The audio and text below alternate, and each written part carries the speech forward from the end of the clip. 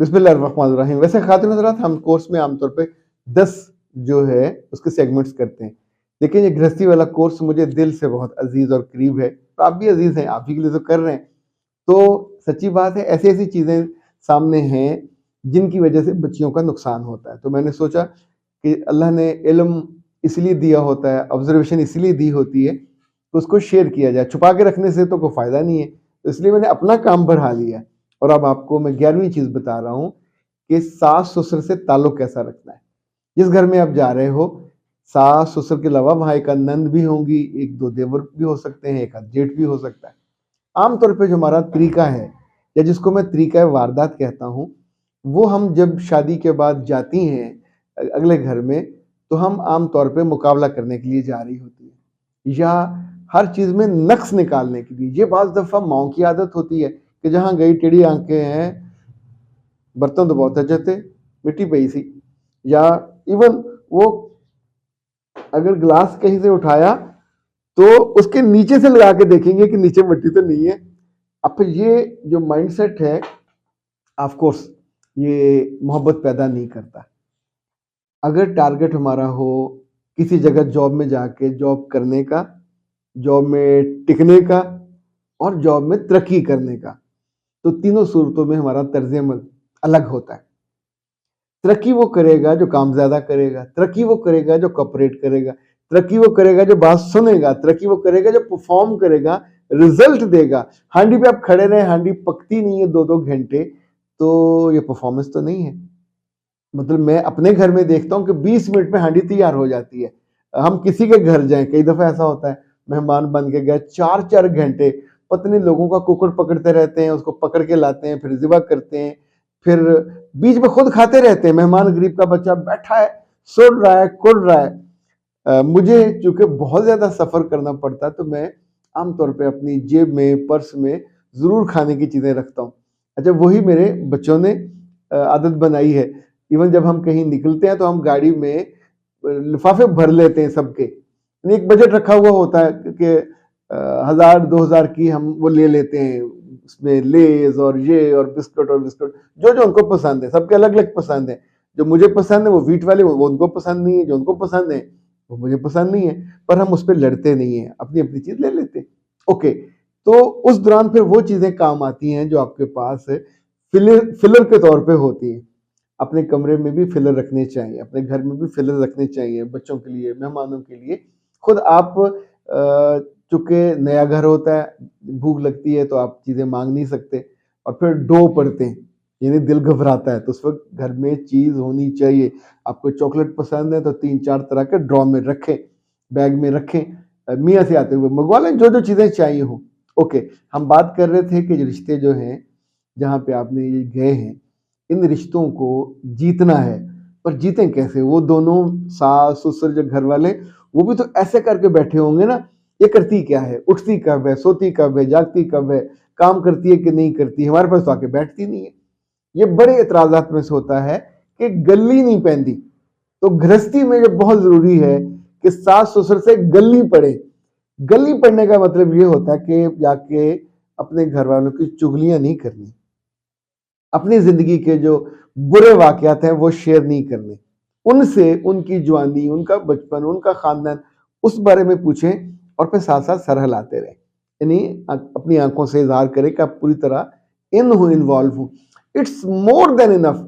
लड़कियाँ चूँकि इनकी ब्रेक नहीं लगती, इनको अपनी ज़ुबान पे काबू नहीं होता, तो ज़िंदगी में जो पहली गलती है, पहला गुनाह है, पहली मोहब्बत है, वग़ैरह-वग़ैरह, ये बेवकूफ़ों की तरह हर चीज़ बता के बाद में फिर कहती हैं कि जी वो मसला ख़राब हो गया। इसी बात के ताने पड़ते हैं। आपको काम नहीं आता, कोई मसला नहीं है, मर नहीं जाएँगे। पर ज़ुबान से जो कहना है, अम्मा जो आपके घर होता है, पकता है, मैं सीखने में बहुत अच्छी हूँ।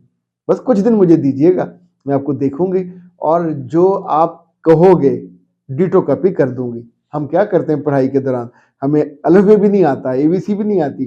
टीचर बताते हैं, फिर हम उसको डिटो कॉपी छाप देते हैं। बड़े-बड़े 100-100 सफ़े के मज़ामीन लिख मारते हैं, थीसिस लिख मारते हैं। पहले तो नहीं आते थे ना।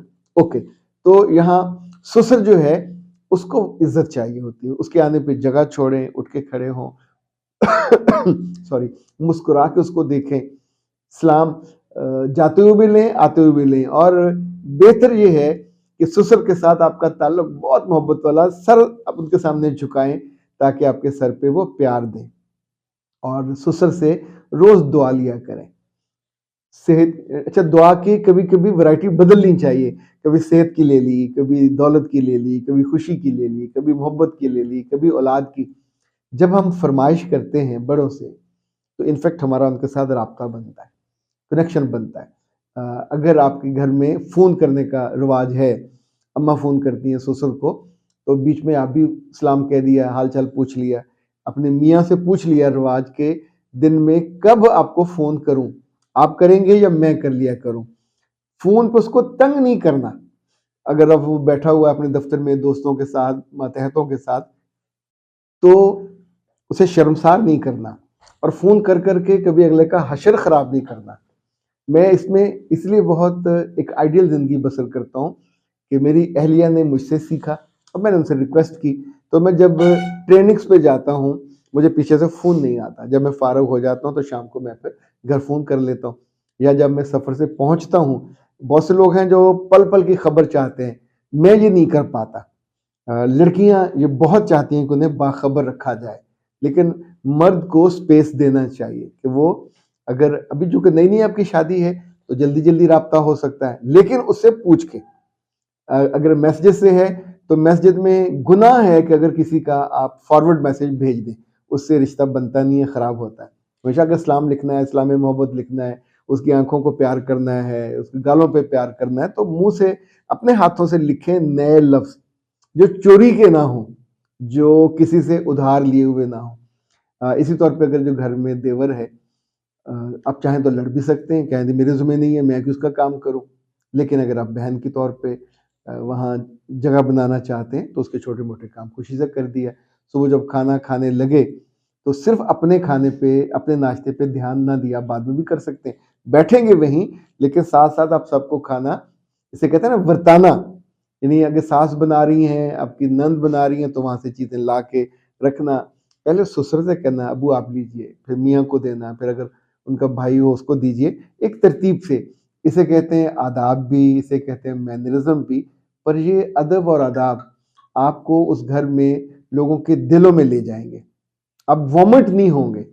जो अपने कमरे से नहीं निकलती, जो लोगों से बात करने में, I don't like to talk, और मुझे तो झिझक होती है, मैं बात कर नहीं सकती, मुझे बातों का पता नहीं चलता कौन सी बात करनी है, कौन सी नहीं करनी। तो ये आपके अब्बा जी ने नहीं सीखना, आप ही ने सीखना है।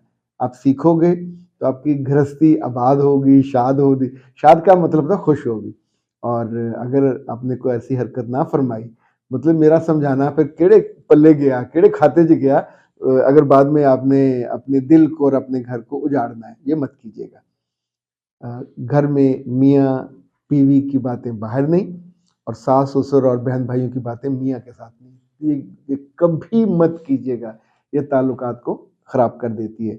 अच्छा जनाब, कैसा रहा ये सेगमेंट, जिसमें इनफैक्ट दिल में गुदगुदी हो और बंदा सोचे कि मैंने ये चीज़ें बेहतर करनी है, वहाँ हमेशा फ़ायदा ज़्यादा हो जाता है। इस सेगमेंट से इजाज़त।